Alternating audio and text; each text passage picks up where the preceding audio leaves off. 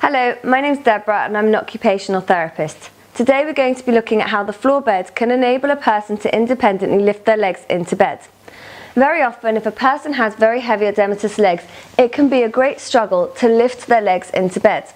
With a mattress platform of just 7 centimetres high, the floor bed allows a person to slide their legs into bed rather than having to lift their leg. This reduces the strain considerably.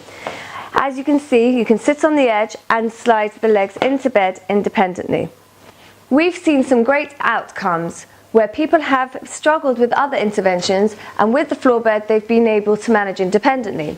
For example, we had a gentleman named Colin. Colin was independently mobile with a walking frame, independent with all his transfers, domestic tasks and personal care tasks. The one thing he struggled with was lifting his heavy edematous legs into bed. His occupational therapist had been involved and had trialled a profiling bed, a low profiling bed of just 20 centimetres, a manual leg lifter and a powered leg lifter. However, unfortunately, this was still a great difficulty for him, and so a care package was put in place. Each evening a carer came and lifted his legs into bed. Now that did meet the need, however, Colin often required toileting at night. He'd use a bottle a few times, but after a while he ended up going to the toilet, and unfortunately, as he was unable to get into bed, he remained in his chair for the rest of the night. His edema became worse and his mobility began to be affected, and so the floor bed was trialled. With the floor bed, Colin was able to bring it to the height that he needed it to be, sit on the edge of the bed and then lower it down. As the bed lowered, he was able to use the floor to then shuffle himself back into a better position.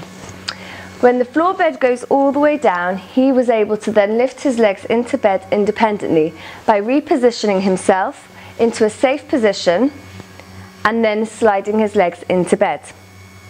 With Colin, this independence reduced the need for a care package, and that saved the council over £2,500 each year.